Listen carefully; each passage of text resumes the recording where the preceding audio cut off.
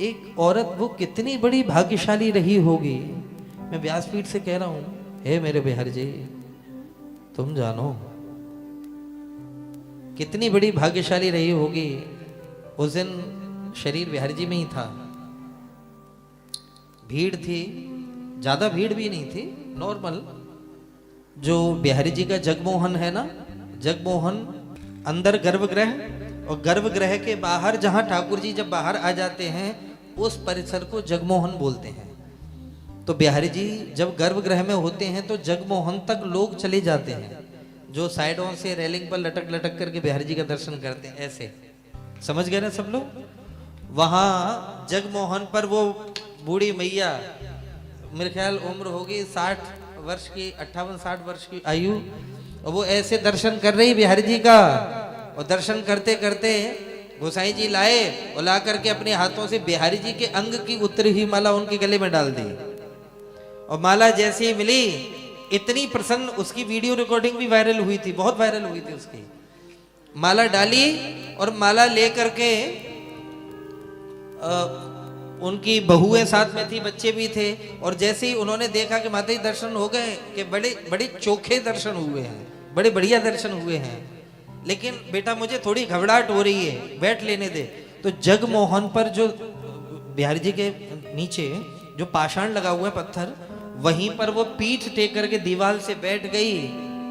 और हे मेरे बिहारी जी, मैं माफी के साथ बोल रहा हूं, गोसाई जी ने माला उसके हाथ में दी थी, हाथ में माला दी थी।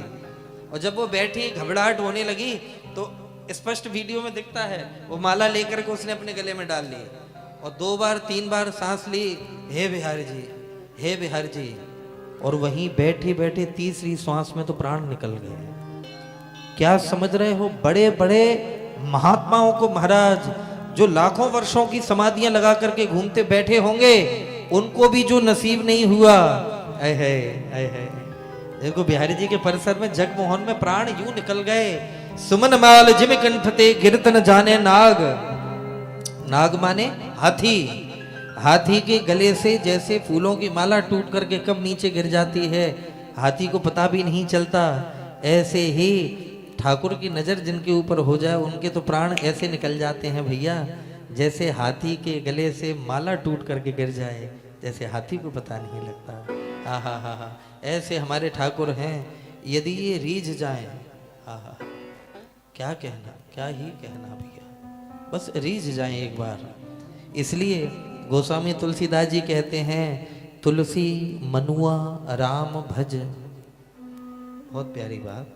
तुलसी मनुआ राम भज, रीझ भजे चाहे खीज। चाहे नाराज होकर के भजो उनको, चाहे प्रेम से भजो, लेकिन भजो मेरे प्रभु श्री राम को, प्रभु श्री श्याम को। तुलसी मनुआ राम भज, रीझ भजे चाहे खीज। भूमि परे पे जानिए जामिए, उल्टो सूधो बीज।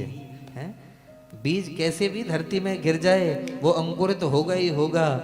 तो तब कहा गोस्वामी जी ने कि भैया चाहे नाराज होकर के भगवान का भजन करो, क्रोध में करो, लोभ में करो, मोह में करो, कैसे भी करो, लेकिन प्यारे को याद करते रहो। हैं